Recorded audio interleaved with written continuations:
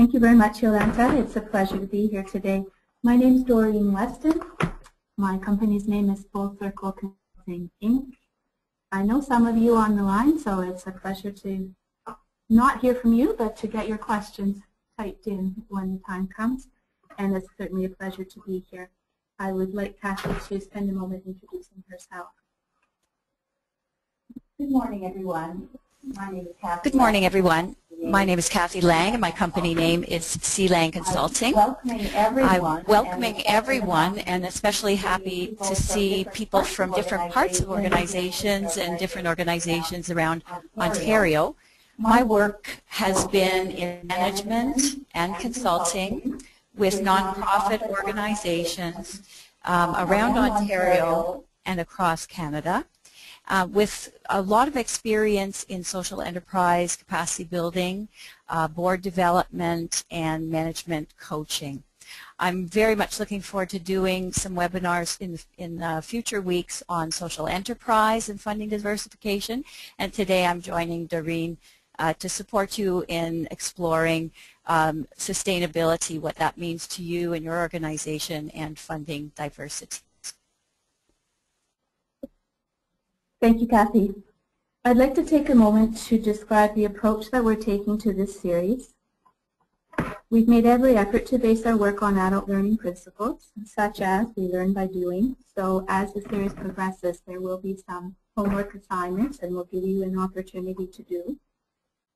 We've tried to link our work to the Orgwise standards that you see on the OCASI website and to member input.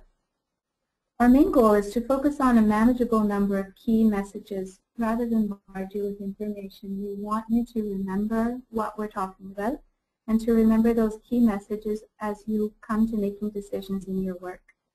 We'll try to keep it simple and allow some time for reflection, even though we know that's a challenge. We don't want a lot of dead air time, and we don't think that that will happen today. You saw in the flyer describing the program that there are some homework assignments. We won't be checking up on you, but it is to your advantage to do that homework. And we will have some time in between the webinars for some online question and answer support. Kathy and I have developed some of the material together, and we may be presenting together as the series goes on. And I would like to give Kathy a special thanks for sharing some of the work that she has done in the past. We'll present slides, which you will see. We'll intersperse the slides with the occasional online poll. We do have a large number of people online. We have 40 people already, and we may have up to 60. This may mean that we won't be able to get to all of the questions that you have, and we'll explain the question and answer period as we move on. We will break partway through for up to 15 minutes of question and answer on the first part of the presentation, then present more content and allow for questions at the end. You're welcome to type in questions as they occur to you. However, we'll only be able to answer them during the times we have set aside for question and answer. And there will be times when Kathy and I pause to have a brief conversation about topics and our experience with them. We'll finish by 12 noon. We do suggest that you keep note of questions and observations along the way so that you can share them at appropriate intervals. And you're welcome. You are welcome to type in the questions before the question period, but we won't be able to get to them until that time. So what's coming up for today? Our learning objectives today are that you will be able to define nonprofit sustainability, that you will understand several factors influencing sustainability and organizational resiliency, that you will see why revenue diversification is an important sustainability strategy, and that you will be able to identify different revenue streams. We should clarify upfront what is out of scope, that is, what this series will not be. It will not be a course in advanced financial management. You have that option available through OCASI. They have run a series that many of you will have attended, and in addition there is an online webinar you can listen to. And it is introductory, especially today, so you may find that you know some of this information already, and we're hoping that a refresher will be a good thing for you. While I review a few points, I invite you to respond to our first poll. So please take a moment. Petra will launch the poll in a moment. Please take a moment to review the question and click on the appropriate choice below. Petra will now launch the first poll.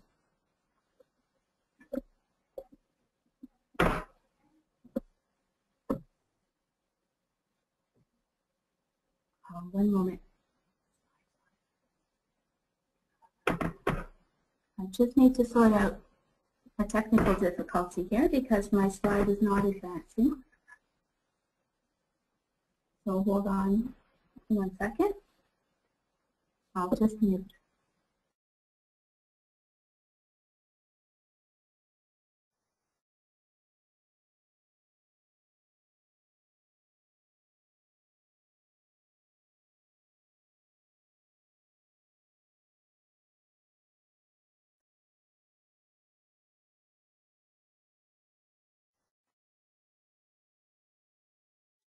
Sorry about that. So you should see the learning objectives there that we have covered. It's not advancing again. I apologize for this. We thought we had tested everything. We'll just take another second. Maybe Petra has the magic touch. She does have a magic touch. Okay, I'll find another way to do it.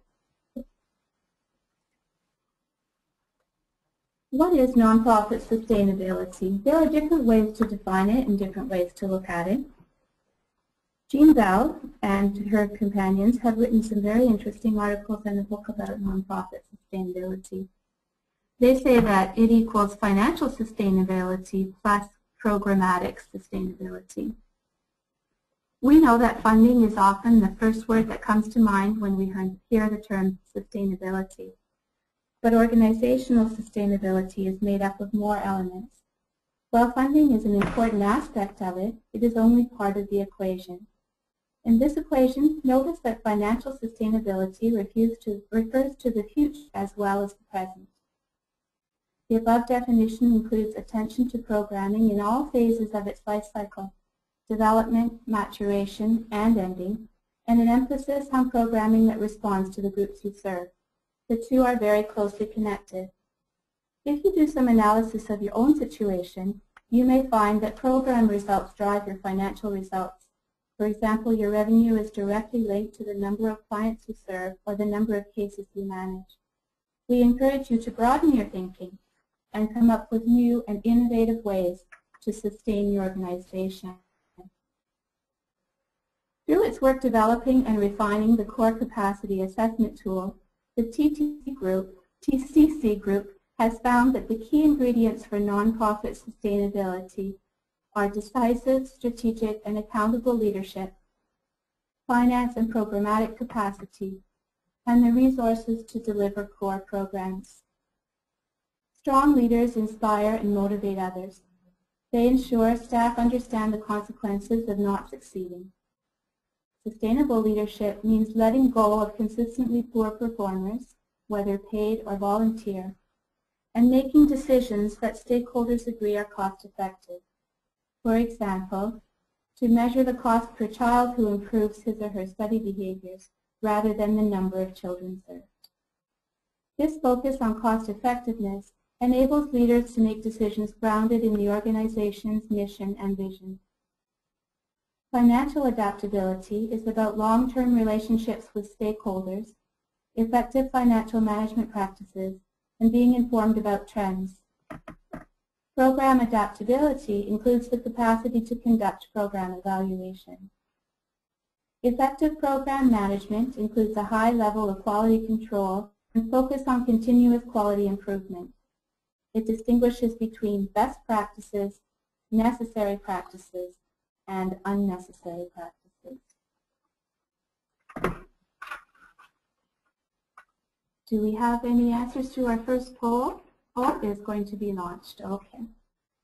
It's going to be launching right now. I'll continue.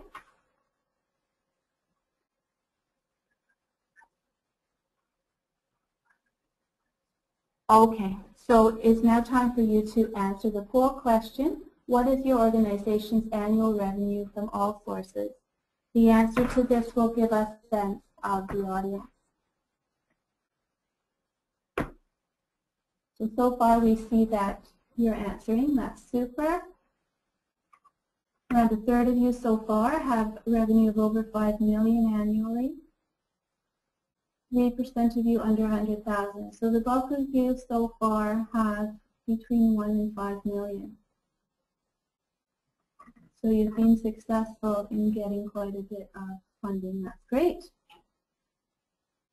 We have so far around 18% of you between 100,000 and 500,000, which makes sense. Certainly smaller organizations. Okay, that's great. So we've left it that 3% under 100,000, and the bulk of you over $1 million. Okay, we'll carry on with our slide on sustainability. That's useful information for us. Thank you. Sustainability means knowing what you do, what you want to do, and why. In order to be sustainable, all organizations need to take the time to pause and reflect and ask themselves some important questions. This includes staff at many levels as well as the board.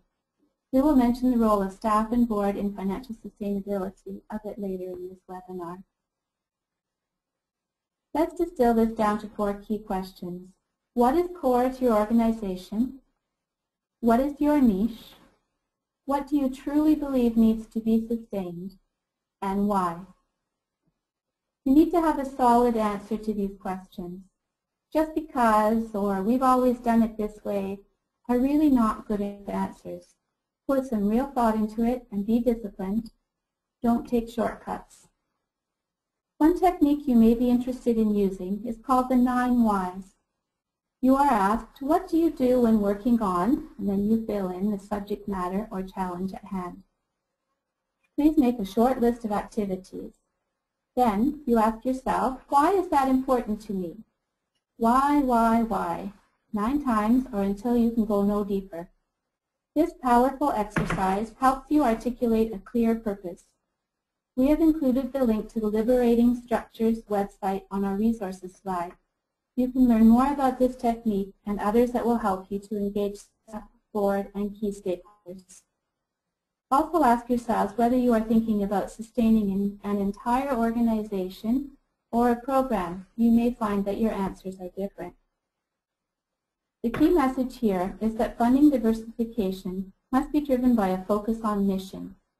What is core to your organization? We're going to have another poll about your organization's culture of evaluation.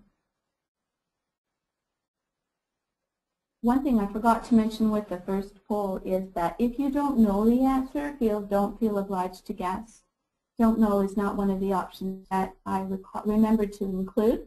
So you will see 5 options on this next poll, and just read them and click the appropriate response. So that poll is now being launched. I'd like to talk some more about the why of nonprofit sustainability. In a nutshell, you must have evidence supporting the need you would like to continue addressing. What's required to continue along the path towards organizational sustainability? You need evidence of need, evidence of impact, and evidence of community support. It's advisable to be building this evidence and evaluating your impact anyway. Don't be hard on yourselves if you've not done this in detail all along. Start where you are and do what you can. I'll take a moment to take a look at the poll results. So far we have 7% of you say that you do not conduct formal evaluations. 36% of you say you occasionally conduct formal evaluations. And 60% of you say that you regularly conduct formal evaluations. That's good. That's very interesting information. Evaluation is just increasingly important as we move ahead, and we'll talk about some trends in funding. We'll talk more about sustainability and social enterprise, etc., as we move through the webinars And having evidence is really something that you should focus on if you're not doing that already. Okay. I hope I've given you enough time to answer. Great. So we have that the bulk of you occasionally or regularly conduct formal evaluations.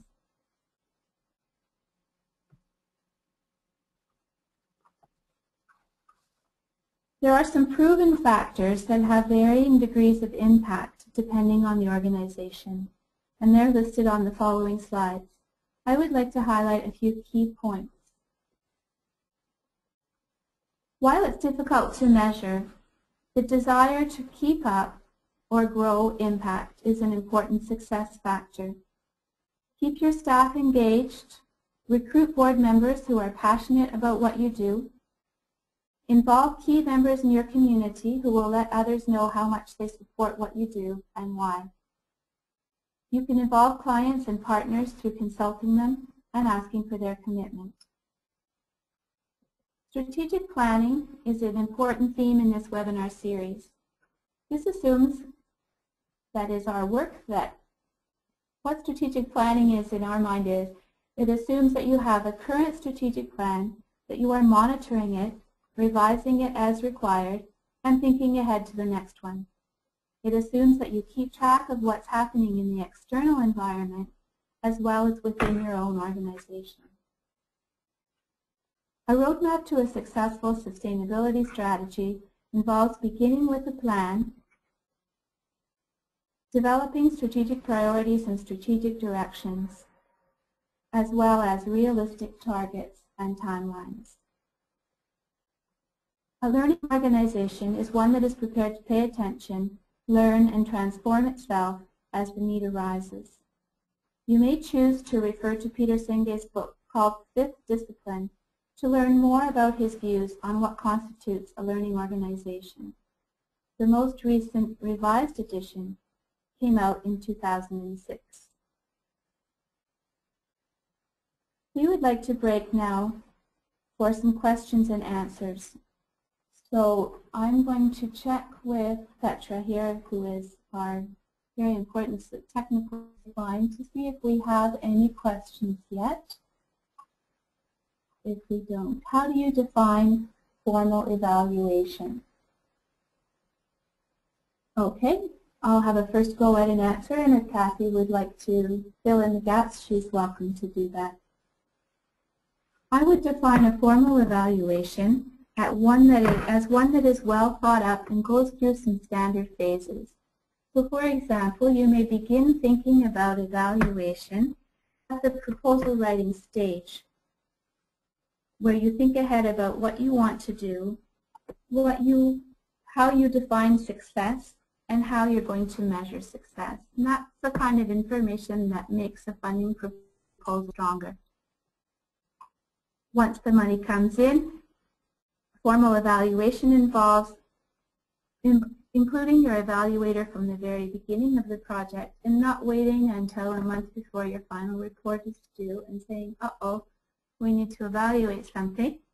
Now your evaluator may be an external person, may be an internal person.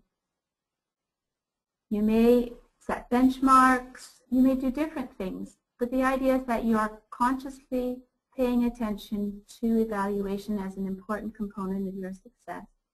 It may include feedback forums, it may include personal interviews, it may include online surveys, it may include some time for reflection that is documented along the way. You may have a process evaluation that looks at improvements along the way. So you may, for example, be evaluating your project management style and adjust accordingly as you move through it. More common form of formal evaluation would be an outcomes evaluation. Are we meeting the indicators along the way? To what extent? Why or why not? Something that is gaining interest is developmental evaluation, which looks at not so much focusing on the outcomes, but the journey along the way. What were the important decision points? What were the steps not taken? What were the implications? You may already have a sense of how your participants, for example, in a training program, have enjoyed the training or not. But by having documented information, you now have statistics that help you with your reporting, with your management, and with your next funding application. Kathy, did I leave anything out? Nope, she's giving me the thumbs up. All right. We'll see if you have more questions as we move along. Excuse me.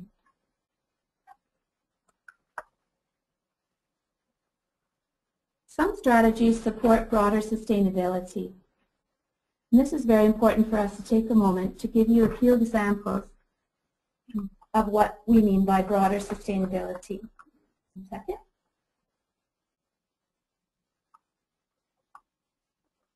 For example, succession planning is a strategy to support sustainability over the longer term.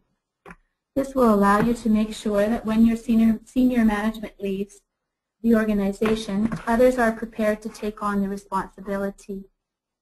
From my personal experience working with clients, this is something I'm not shy to bring up. Even if someone seems to be at the peak of their career and everything's going well, I say, so, what are your plans for succession planning? Sometimes I get a bit of an uncomfortable stare, but I don't mind pursuing it and saying, let's just talk about if you won $1 million or $5 million or 15, if you decide to leave tomorrow, if you decide to leave next year, how will all your good work be saved and how will this organization continue to function? Other examples of broader sustainability strategies are developing partnership policies. We'll be talking about partnerships and collaborations in our third webinar of this series. Financial accountability. Solid financial accountability practices will not only protect you, but they will help you in the longer term. And systems planning. Good general systems, which you can see how these are linked together. Someone who runs the organization who has everything in his or her head and then leaves and doesn't leave solid systems behind is not doing the organization a favor in the long run, and sometimes even in the short run. Because this webinar series is predominantly about funding diversification and social enterprise, we're going to focus more on revenue diversification as a sustainability strategy. Take a look at what's happening in the external environment. One funding trend is to provide short-term seed money, not to fund core costs or longer term. This leads to greater challenges to fund core operations, including the executive director's salary. And we're sure that you know very well what that's about. We know that some of you are executive directors on the line, and that we know that you have perhaps had to piece together your salary as you've gone along. We know that in this economic climate, United Way can't count on raising as much money from the community as usual. And we know from some of the research that we have done that some of them have changed their targets to the number of donors instead of the dollar amount raised. So for example, they've done that in Sudbury. When Kathy and I were preparing the webinar and talking about this particular example, we see that this illustrates how even a funder needs sometimes to diversify its funding base. We can see that in the longer term, this may really benefit this United Way because it can be increasing its donor base by focusing more on the number of donors. And then when the economy improves again, they have the opportunity to get more funding later. And we expect that cutbacks in funding are going to continue over the medium to the longer term. We have another poll for you, keep you awake. And this is about whether or not you would say that your organization currently has a diversified funding base. Oh, I missed the strategic plan. Shall we do that? Let's do that. Missed a poll, so we're going to have two in a row. This poll is about whether or not you've had a strategic plan. This is useful for us to know as well, so we know how much emphasis to put on strategic plan. So I'll give you a few seconds to answer that.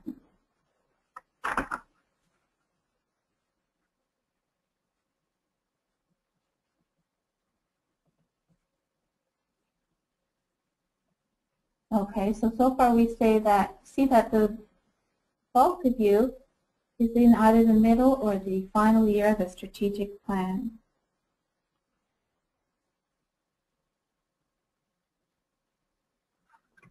Okay, so actually, I see 65% of you have hold it.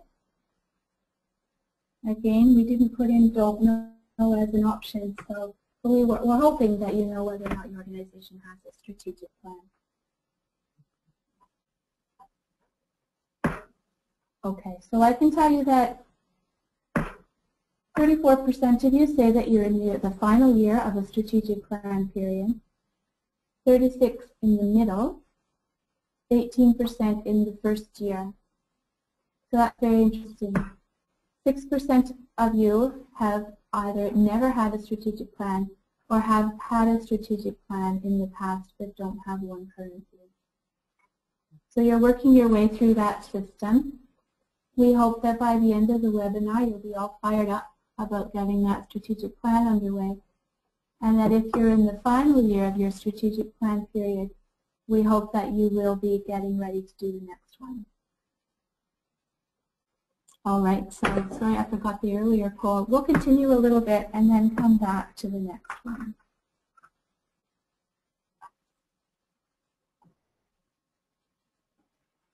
Why diversify? There are many reasons to diversify sources of revenue and to reduce your dependence on a few main funders, and usually in our cases those few main funders would be government funders.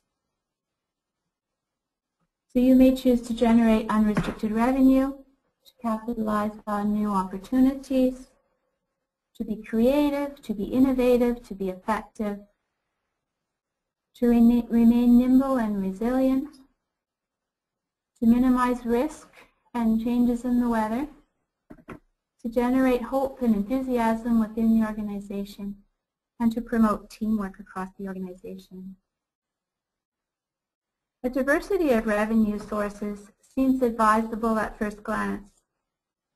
In the second webinar, we'll talk a bit about establishing the right funding mix for your organization. A 2003 study by the Bridgespan Group in the United States found that there is a point at which some organizations moved from diverse funding sources to more concentrated sources, that is, a few best funding sources, and that this evolution corresponds to organizational growth and learning. They found with the sample size that they studied that there was in fact a U-shaped graph when they plotted it, that at the beginning and closer to full maturity, organizations had more diverse funding bases, but in the middle they had more concentrated sources. I'd like to invite you to join me and talk a little bit, and maybe I will join her, about her experience as a board member, as a consultant, and as a staff person, if she has anything to share with us about diversifying funding and what we have talked about so far. Okay. Okay. Well, I think many of us have experience in different ways with our organizations and other organizations in our community. Obviously, we're employees. Some of us are directors of organizations. In the case of Doreen and I, we're also consultants. One thing that we see often in all of those locations in strategic plans is the line diversify funding sources. That's on many strategic plans. And one thing that we'd like to impress upon you today is that we need to unpack that and understand what this actually means and to whom. Today we're talking a little bit, and you'll hear a little bit more of this in the next few slides, about what a diversity of funding sources looks like. It does not mean that we go after every funding source possible, because sometimes that will remove your focus from your mission. So we need to understand that it's not diversity at all costs, that the focus should always be on what you do, what your organization is meant to do, and what you do well. Some funding sources simply don't fit your organization. Later we're also talking about things like social enterprise and earned revenue. Again, these are things that we need to consider in depth before taking a step in, because there are risks associated with following some kinds of funding sources and engaging them. Another thing that I've found, both as a board member and a staff and a consultant, is the issue of setting targets. We may have a broad statement, we're going to diversify our funding sources, but until we look at what the targets are and what's reasonable in terms of our capacity to reach those targets, it's not really a meaningful term in our strategic plan. So I always encourage us to look at, and that is on boards of directors that I'm on, also with fellow employees or with consulting organizations that I work with, that we look at what are reasonable targets, for instance, for government funding, or reasonable targets for earned revenue. So I'm looking forward to hearing what Doreen does have to say in terms of helping us unpack what the diversity of funding sources might be, and then I encourage us all to think about what are the kinds of targets that we want to reach within any one of these types of funding, and what's realistic in terms of our own capacity.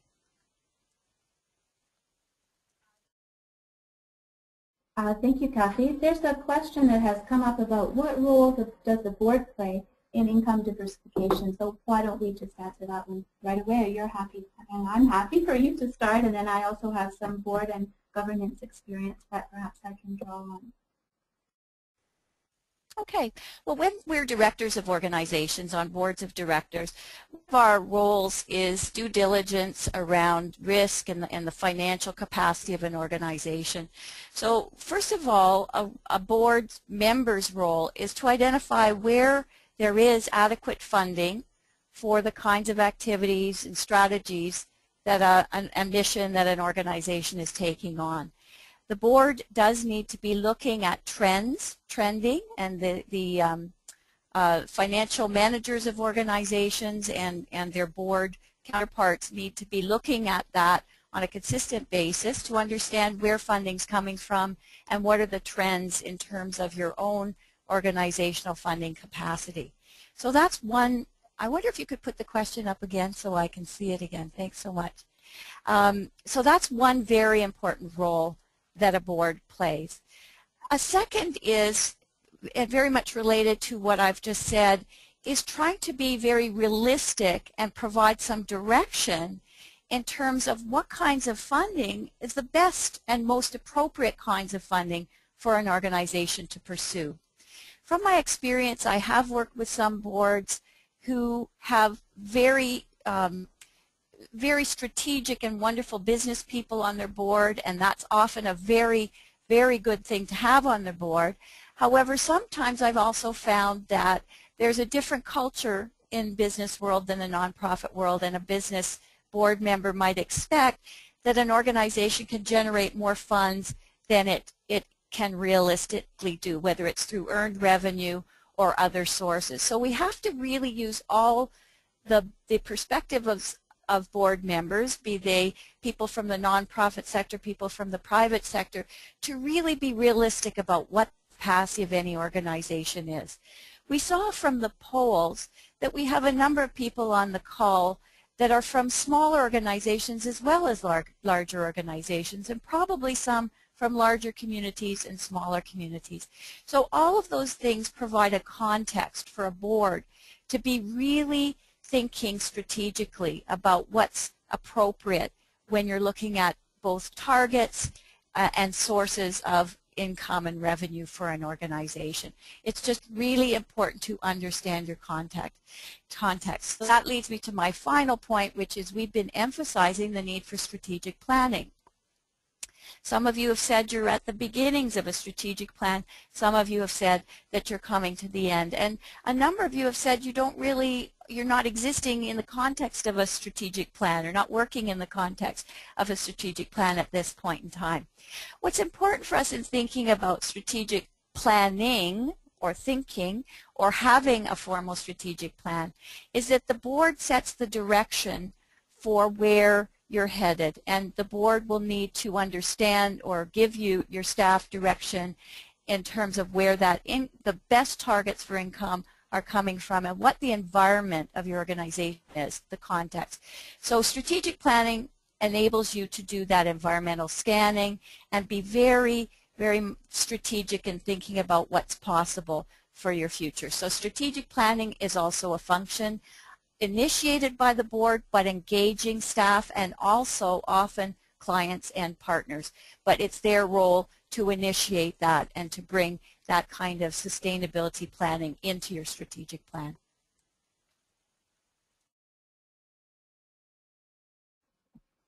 Thank you. I hope that's answered your question. I don't think I have anything to add from my experience except that sometimes Kathy's talked very much about the role board should play in income diversification.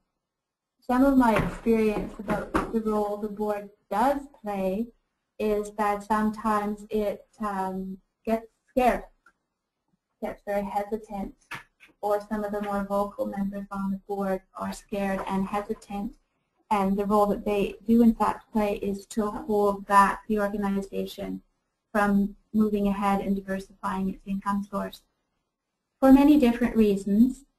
And I'm not certainly blaming them in any way. There's a lot of education that is required. In our next webinar, there will be a piece about what you could be doing with your staff and with your board to get them ready for diversifying your income. Kathy? Thanks, Serene. That was interesting, and it brought up a point for me in thinking about the need to be really clear what the board's role is in fundraising and income diversification and what the staff role is. Quite often we find that staff will, because they want to sustain programs, apply for any funds that come along, and we know that there will be a funding call and we think we fit, we should do it. And often, as I said earlier, you may find the board going after other kinds of funding sources without thinking about what the capacity to sustain those sources might be. For instance, events or donor fundraising and so on. The key here is to make sure you know what the roles of board and staff are in generating revenue from different sources, and to make sure there's very good communication about those roles and keeping current on where you're at with your activities and strategies related to that. Again, I can't emphasize enough, even if you don't have a strategic plan, that you'd be thinking strategically with your board about fundraising so that it's part of and sustainability, so it's part of an overarching way of thinking and planning, as opposed to staff looking for program and project funding and board only going after donor funding or event planning, and never the two shall meet. Great, thanks. We're going to move on with the slides now. Feel free to add more questions. And if we're running a little bit ahead of time, so if you do have questions, we may well be able to get to them closer to the slide that interested you or that sparked that thought. What are some keys to funding diversification? An entrepreneurial culture, documented funding audit, and we will cover the funding audit in the second webinar of the series scheduled for August the 9th, and you will be asked to complete one for homework. It ties in with what Kathy was just saying, and that sometimes there are costs associated with the money that comes in, and we will be encouraging you to do an analysis. I know she mentioned events. Sometimes you need to really think about the broader impact of an event because it sometimes ends up costing you money because it is such a major undertaking. And so we hope that you will be able to think ahead now about that homework. Knowing your niche, where do you fit in the big picture of the work that you do? And here we're talking, I think, about nonprofits in general and not only settlement organizations, but nonprofits overall. What is your niche? What is your mission? And are you focused on that mission? Good planning and targets. Communicate your funding targets and the progress you are making towards your goal. I know different times I've been driving along or walking along and I'll go by an organization and there will be a thermometer out front with the red line moving up about how close they are to their funding targets. Maybe that makes me sound old-fashioned. It's probably all online now, but I do have vivid recollections of going by again and seeing, well, are they closer to meeting that goal? And I know also from some of the volunteer work I have done that has involved fundraising, it gets pretty exciting to see that number move up. We've talked a little bit about evaluation.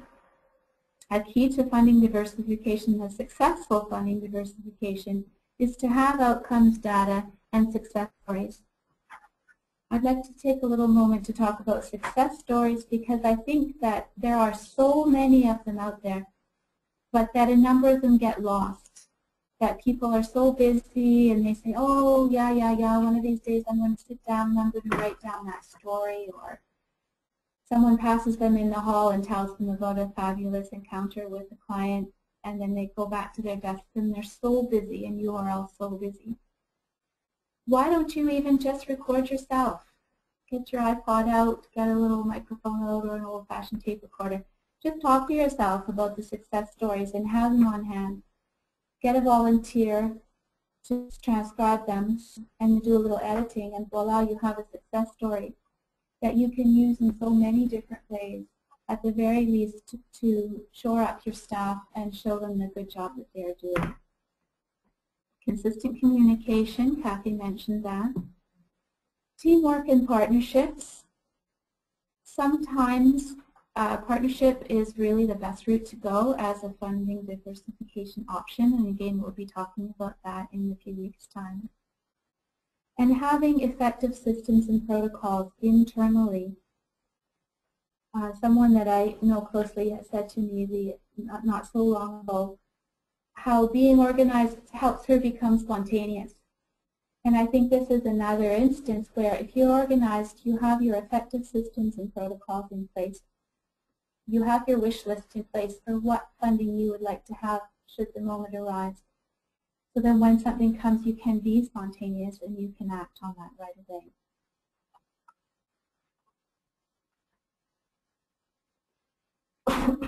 Let's talk a little bit about revenue streams and another way to view things. The source for this slide is an organization in the UK called Mango, like the fruit. Their website is www.mango.org.uk.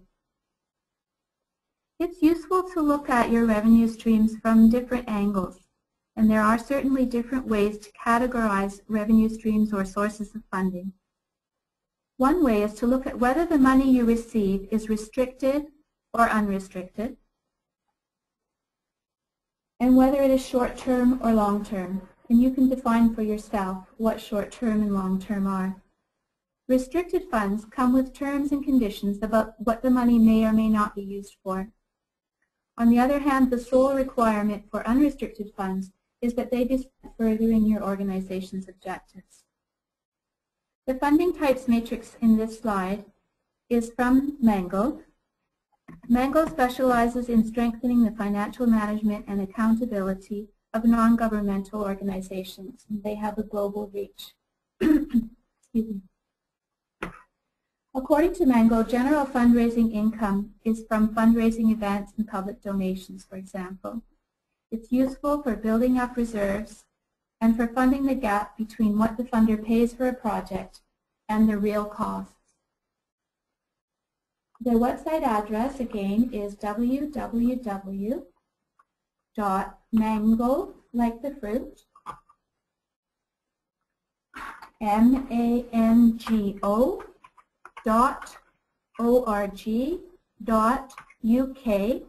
And if you search within their website for types of funding, you will find a fabulous document that gives all kinds of really valuable background information.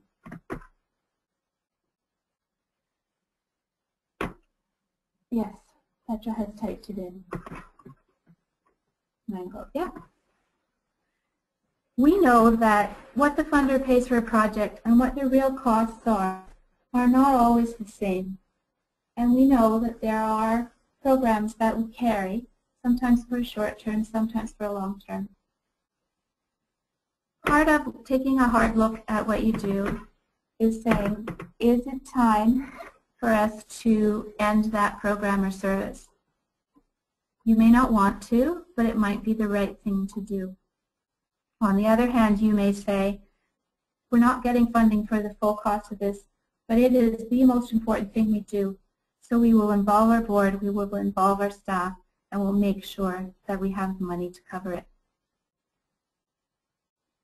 Project funding, so you'll see that that's restricted short term, is provided by funding partners, and there's usually a strong working relationship. Project funding is generally from institutional donor agencies and lasts from 1 to 3 years. This is the most common form of financing for NGOs.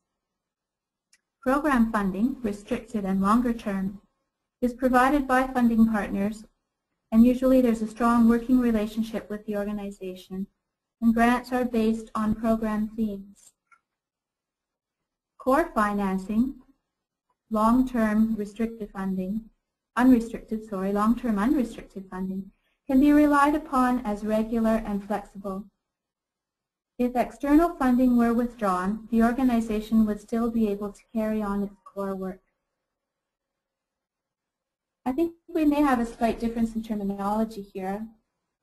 In Ontario, we often refer to funding as funding that covers basic centralized administrative and overhead functions, and we know that this is increasingly difficult to come by. So I hope that this is useful and that you can take a moment. I think I would love to be famous for coming up with the 2x2 matrix. They are so valuable because they're simple and they're easy to remember. So I hope that you'll take a moment, even just in your heads, and think about where is our income coming from in terms of restricted and unrestricted, long-term and short-term. One of the things that Kathy and I were chatting about before this webinar is how sometimes that working relationship with the funder moves you around this matrix.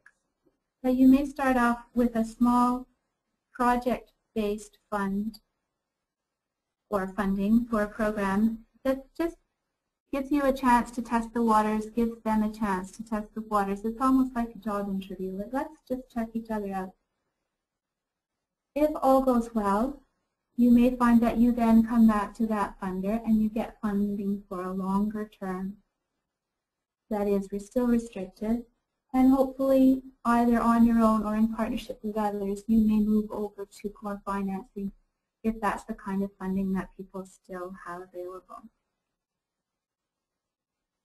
It's a simple, again, as I mentioned, simple way to look at it. What's another take on looking at your revenue sources? These will be familiar to many of you, though on the next slide there may be a few things that are not as familiar to you. Government grants, foundation grants, private foundations, for example, corporate foundations, fundraising that you get through a range of events, private donors, product fundraising, gaming, and sponsorships, sponsorship of events, sponsorships of elements of your program.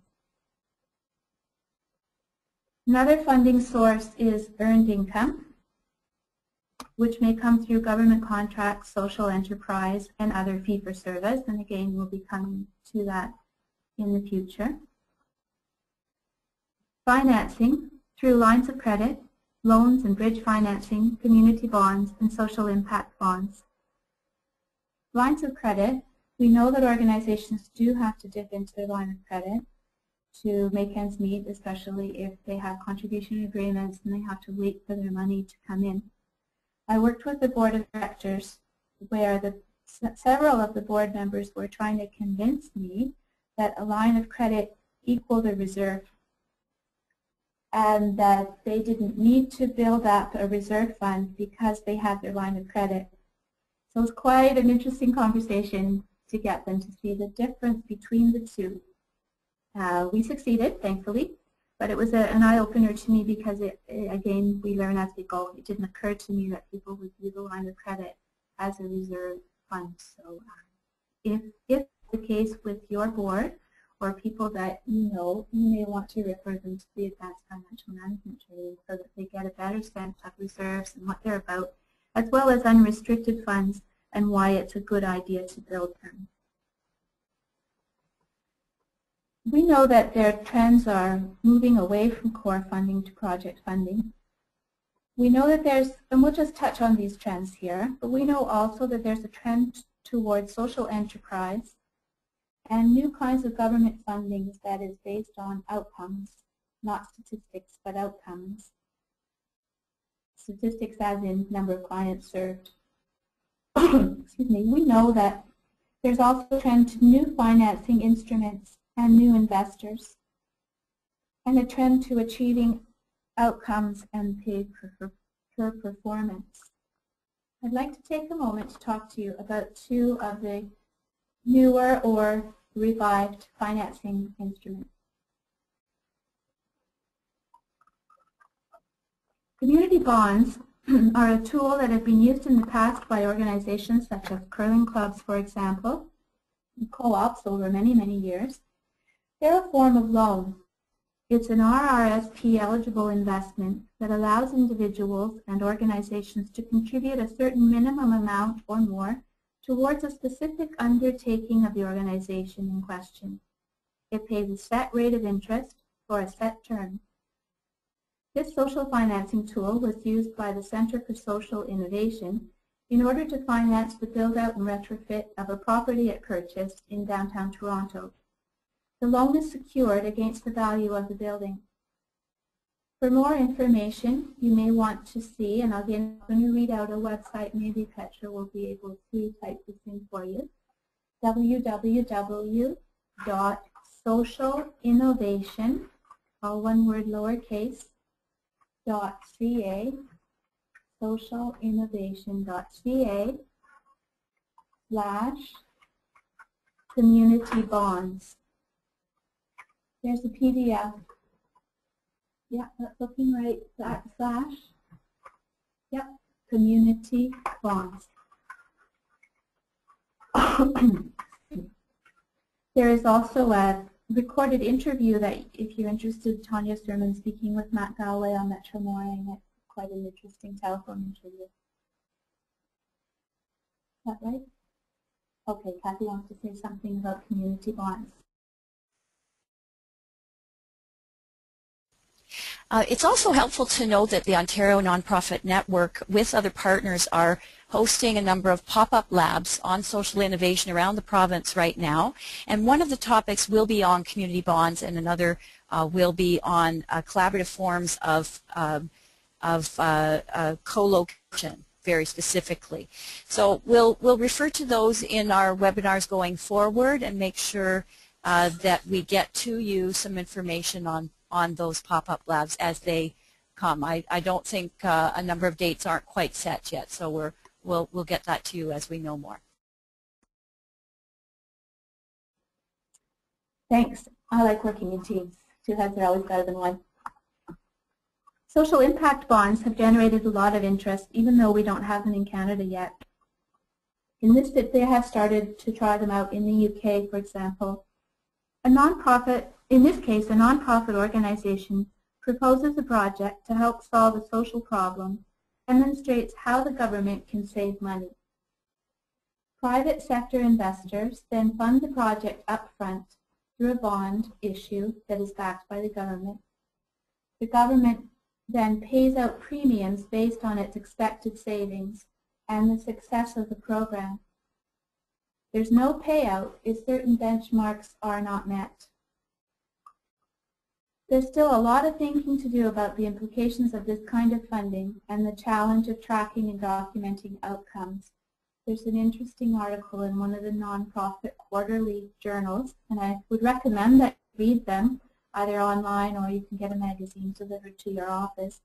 Very interesting article about tracking and documenting outcomes, because the article talked about really putting clients under pressure, for example, to take that job or to stay in that job so that they could then claim the outcome and therefore get the funding or have their investors paid back for the funding. So something to think about. It's always valuable to stay on top of trends.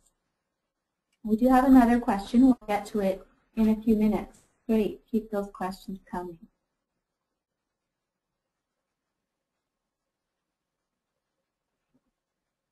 Now, how about identifying new funding opportunities? We don't have a magic answer for you. Sorry if you signed on this morning hoping for a magic answer, but we do have some suggestions. Involve the right people. So who are these right people? They may come from any level of your organization, and in fact we encourage you to foster an organizational culture in which coming up with innovative ideas is welcomed. It will be important to your successful sustainability to hear from frontline staff as well as from senior management. Determine the best way to come up with ideas. Surprisingly, this may require some thought. You want to do that alone, together, or both. A common way for coming up with new ideas is to conduct a brainstorming session in which a group of people are together, either in person or online, and they contribute ideas without commentary or judgment from the rest. Research has shown that brainstorming is not as effective as we may think, and that it may be more effective to provide people with some time and a quiet space to generate ideas on their own. This method has resulted in more and more creative ideas than brainstorming. Remember your mission. We've come back to that in the link with strategic planning. Identify assets you can build on, and identify and address barriers that may prevent you from diversifying funding successfully. It's time for us to move to, we may now do 2 polls in a row. So the next poll is a very quick one, a yes or a no. I would say that my organization has a diversified funding base.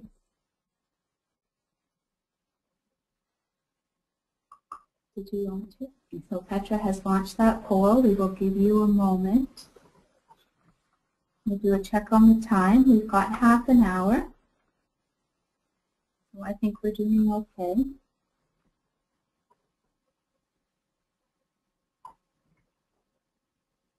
And we still have 45 of you still on, so that's super. We really appreciate that you've made the time this morning.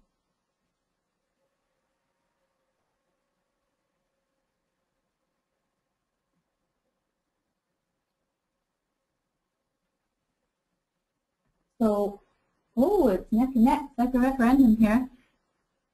Very interesting. So while we're waiting for the last few of you to vote, I'll just mention again the nonprofit quarterly. You may get their updates. They also send daily, it seems like daily updates to your email. I have a pile of the journals at home, and it was really a pleasure to go back through them and reread them with this webinar series in mind. There's a lot of valuable information and links to some other valuable information. So we see that 57% of you would say that your organization has a diversified funding base, and 43% of you say no, you do not say that. So we must stress that this is neither right nor wrong. It may be very appropriate for you to not have a diversified funding base.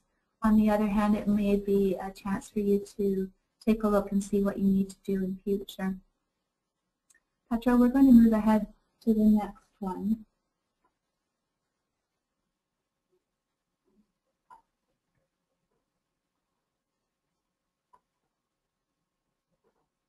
Let's just do a check-in. If we were all here in person, we would be checking in with you to see how you're feeling. So even though we can't see you, we would like to do a little check-in and see. Because right now I'm feeling this way about sustainability and funding diversification for my organization. Less hopeful than before, the same as before, or more hopeful than before. So we'll give you a chance. For those of you who are saying less hopeful than before, that's a common reaction. You know, it often tends to get a little bit worse before it gets better. So we'll see if we can do these similar kind of check-in in the future and see if these numbers change.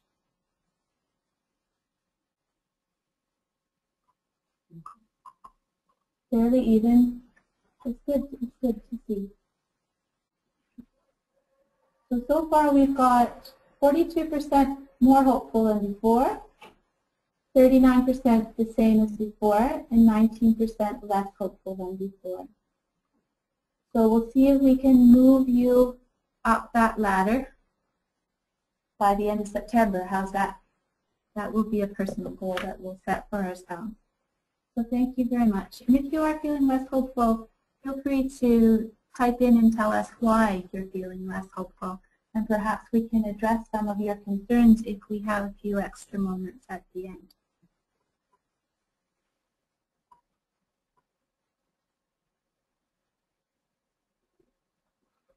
Okay.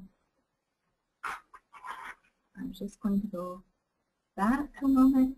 Previous slide, we don't need that yet.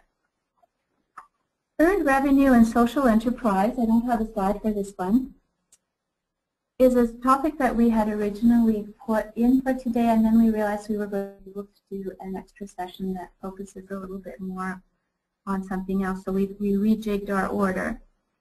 We've already looked at a few trends in revenue generation, and we'll be talking more about social enterprise in detail, and you will be able to learn more about what your peers are doing. We'd like to take a few moments again for Kathy's input and perhaps a brief conversation between the two of us to talk about her experience assisting organizations with issues around sustainability. So, Kathy, in your opinion, what's a logical point for organizations thinking about diversifying their funding base?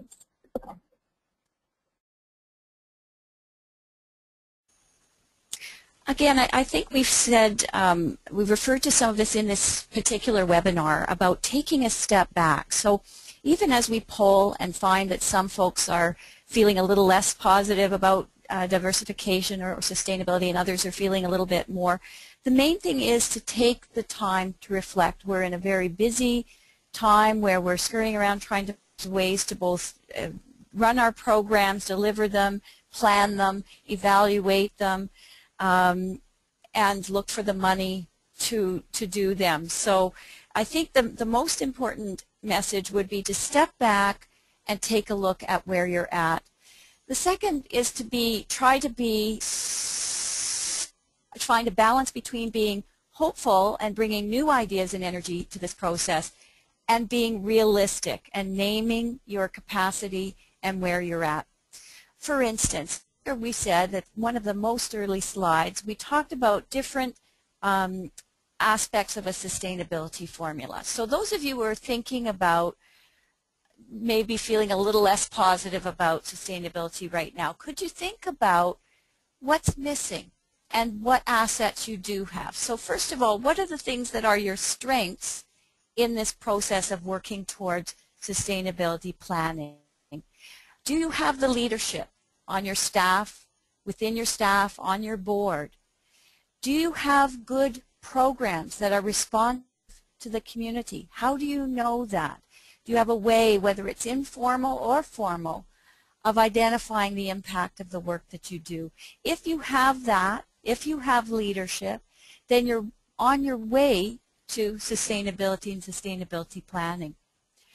If you don't, what things can you do to address them? Is there a need for different kinds of people on your board, for instance? Is there a need to assess what your impact is in the community, and ask your clients, ask your frontline staff to give stories, to bring data to play so that you can understand what impact you're having. Have you got some star programs, or are there programs that you're doing that are the same as others in the community? Do you know your niche? Being very honest about what you do and what others do in the community, and where you can add value for the community, and where you may already be overlapping and redundant. And those are important questions we'll also look at when we talk about collaboration in the workshop coming up at the end of August. So my best advice is to step back, take some time to reflect, even if it's not formal evaluation.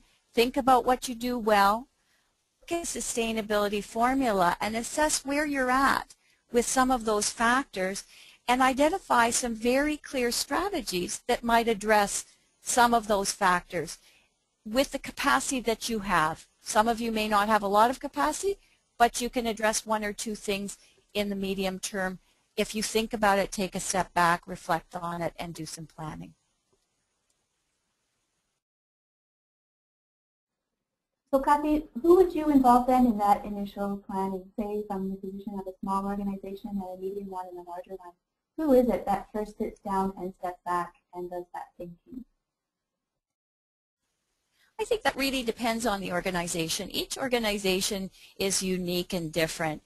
If your board is already doing that kind of strategic thinking, then I would say your board needs to start with it, provide some direction, but then make sure that you engage staff and clients and possibly other partners in your community in those discussions, in the conversation of where you fit and what you do well and how you might direct your sustainability planning.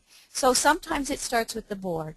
Other times it starts with the staff, where you're worried. You can see that you don't have enough funding to proceed. Perhaps it hasn't quite, the communication with the board is not as strong, and you're very concerned. At that point, I think you engage your executive director or your immediate manager in a discussion of where this, how this worry can turn into some planning, some more proactive strategies.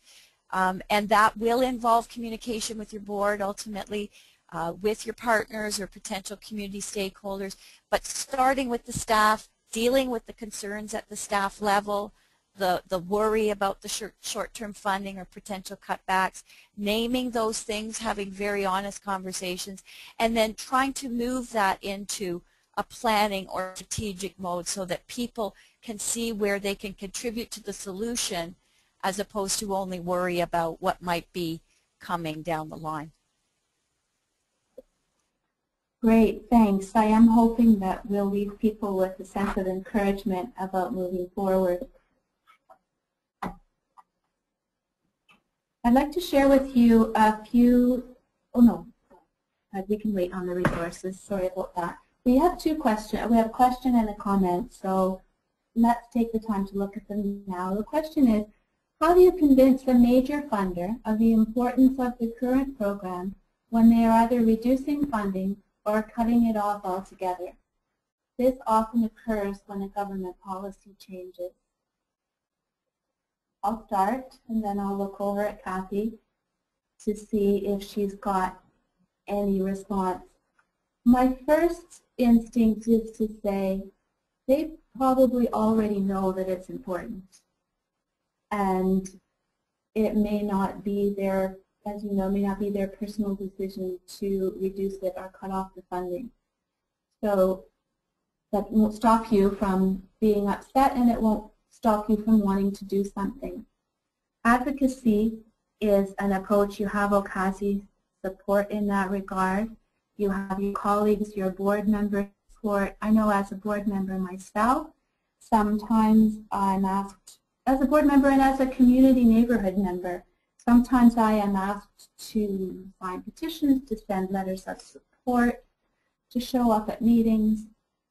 As a board member, I may also be invited to go and talk to a funder directly. So that's a mystery. In the meantime, while you are looking at how to convince that major funder of the importance of your program, you may be looking at how you may get other income to support the work that you do in that program. Just like we talked about, if you have one program that's not funded to cover the full cost, how do you fill the gap? In the meantime, how do you fill the gap? Kathy, did I leave out anything important there? I think it may have been said, of course, that political times will change, that we talked a little bit earlier about why the board may need to have a sense of the environment that you're working in, the context that you're working in. And when I've worked with organizations, we always do an assessment of where governments are at any point in time. Is there an election coming up? When we're looking at broader strategic planning and an audit of where your funders are, if you have federal funders and there's an election coming up, then we need to be concerned well in advance of any election that this may be a risk or an opportunity for that matter. We've already said advocacy. No one organization can convince a funder to change a program policy or funding policy. This is why we have organizations like OCASI. This is why collaboration and cooperation with your fellow organizations is of the utmost importance, particularly in these times of change and changing political priorities.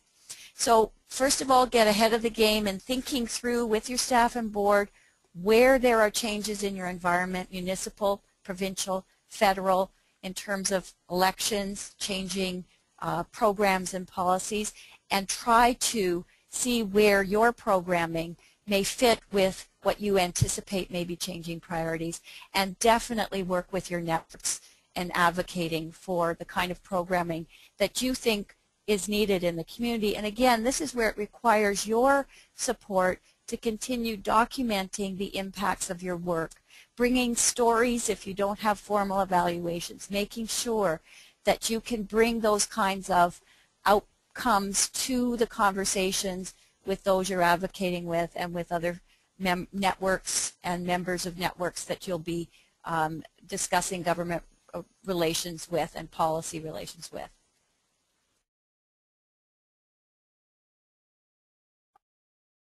Thank you. Another question that we have is, could we expand on what we meant by building on your asset base? Did we mean tangible or intangible assets? So again, because we are both here, we'll see if we can complement each other. Both is the simple answer to that question. You can do a funding audit, and you can also do something called a resource audit, which enables you to look at all the assets that you have in your organization. So it may be property, to bank accounts, to relationships, to staff, to systems, to financial oversight, financial management, all of the above. And then with any kind of analysis like that, you can look at what's the ideal, what would we like to have. You can look at what we do have, and you can look at the gap in between. Then the final step in that kind of gap analysis is to look at, all right, how do we get to the ideal and how do we address the gaps? What are the priorities? Which ones do we want to look at first? I think sometimes we forget about the intangible assets. Another project that a colleague and I are working on is looking at return on investment, and increasingly in the nonprofit sector people are looking at return on investment, where we're also looking at tangible and intangible benefits. And you can apply that same lens to looking at tangible and intangible assets. Kathy, do you have anything to add there? I think my experience around looking at assets is that quite often organizations don't see their organizations that way.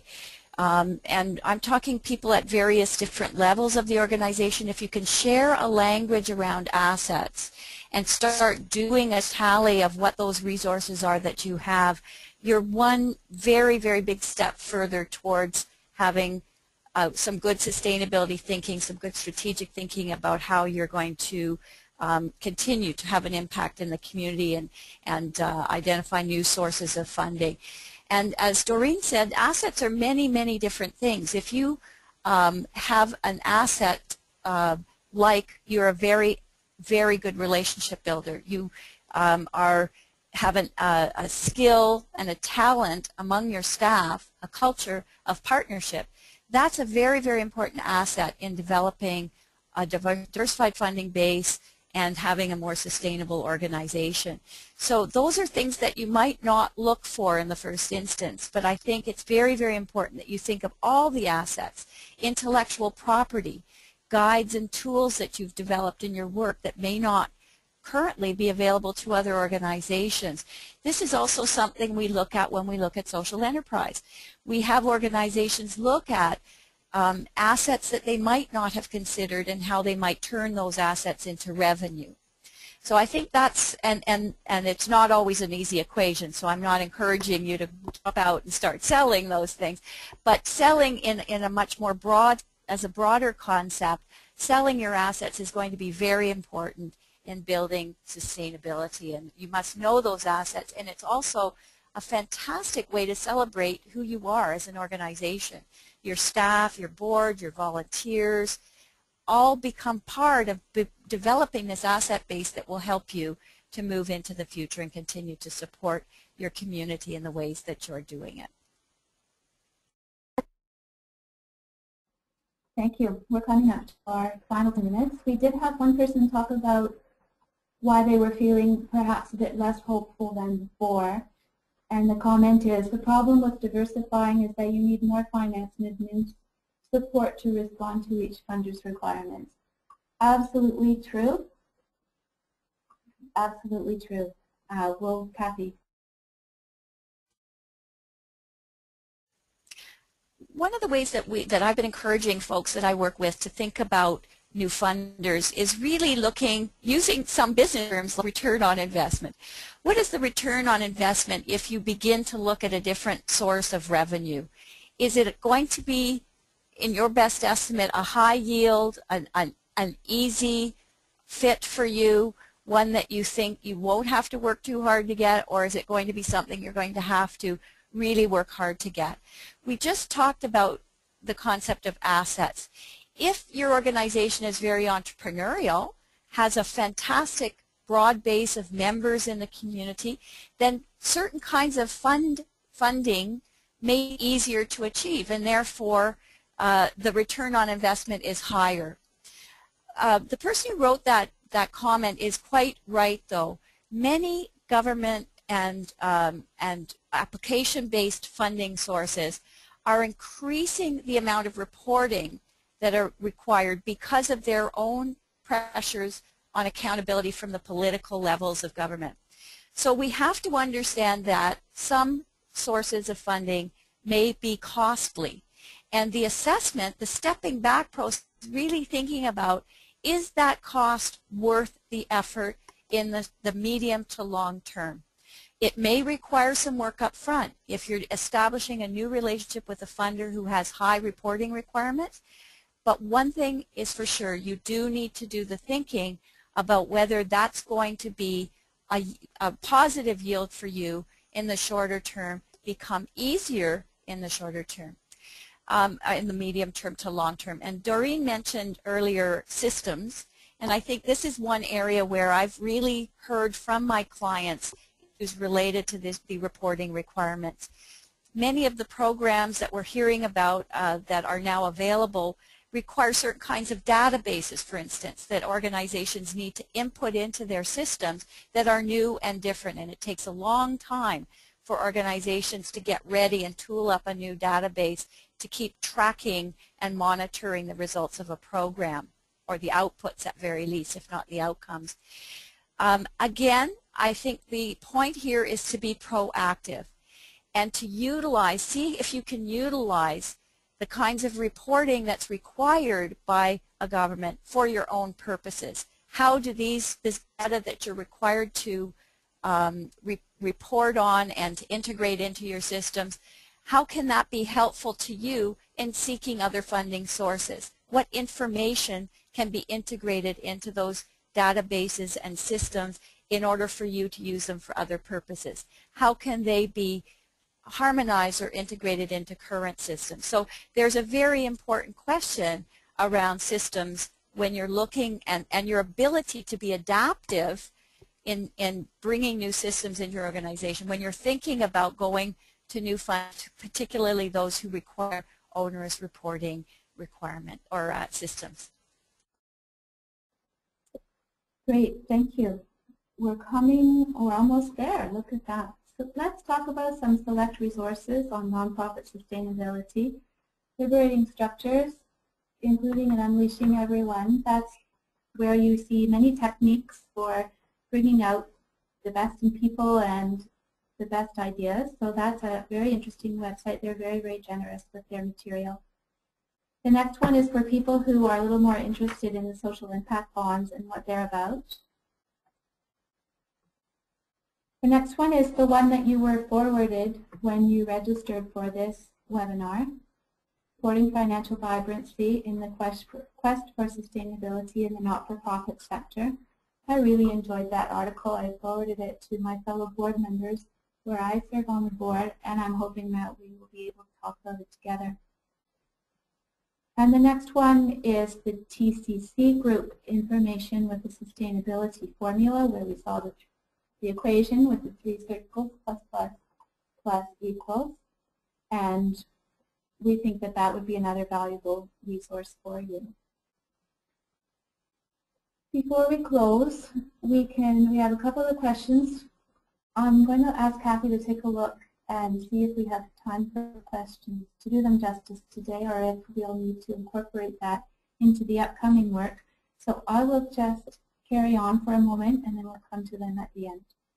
So the key messages from today are, remember that sustainability is about much more than funding. You must have evidence of the needs you would like to continue addressing, and funding diversification must be driven by a focus on mission. Now let's not let the term homework scare you off. The first assignment that we have is more a reflection piece to give you a chance to focus, to clear your mind of some of the things that may be preventing you from doing the work to come. So you will have these slides. I will let you take a look at what that question is about. The more you put into the series, the more you'll get out of it. You may choose to ask other managers in your organization or other staff to complete this assignment alone or with you. And if you're fairly new to the organization, you may need to ask someone for the history of revenue diversification, because you might find, oh yeah, we did that 5 years ago, oh 10 years ago, this was available, and these were the things that we had going at the time. We've mentioned these a few times so that you can put them in your book if you're interested.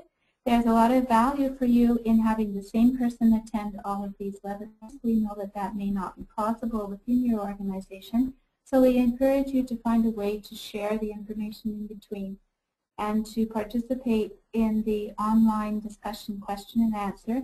They'll be 1 hour long. Kathy will let you know how to do that and when. And Kathy or I will be available to answer your questions in writing at that time. Our ultimate goal for the series is to have participating agencies outline a sustainability plan for their organization. So that would be by the end of September. We would like you to, and Okazi would like you to have that in place. So, Kathy would like the questions up a bit higher, and the last few comments. We've got a couple of minutes.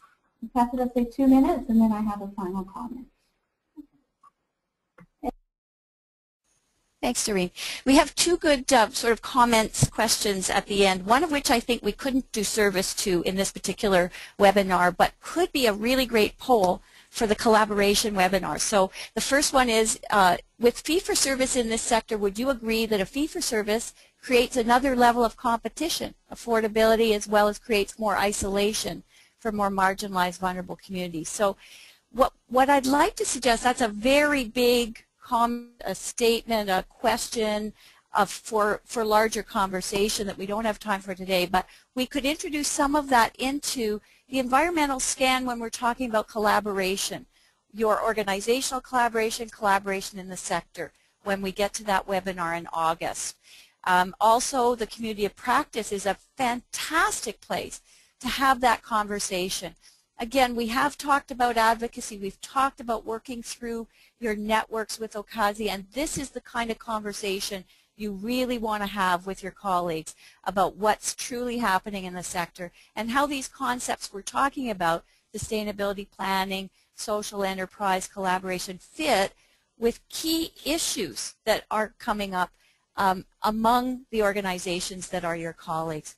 The second question is, if an organization has funding for 3 levels of government and foundations, do you consider that this organization has diversified funding? As I said much earlier, when we talk about diversified funding, that has to be defined by your organization and the key people within your organization.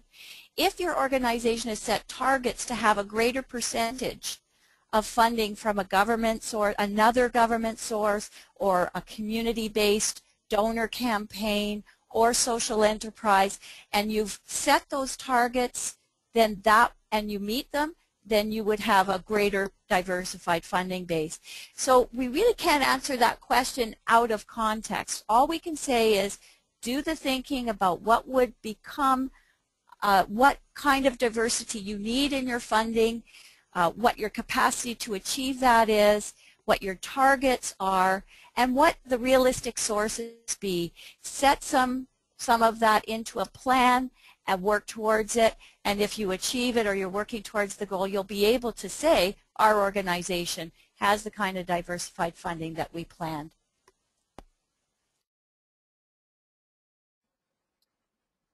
Thank you. So we're coming up to 12 o'clock. We'd like to thank you very much for your participation today. It's been a pleasure.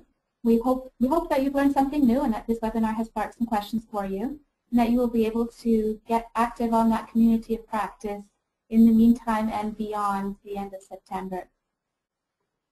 If you do not already have an Orgwise account, we encourage you to sign up by going to www.orgwise.ca. So that's on the very first slide. You see Orgwise, ORGWISE.ca.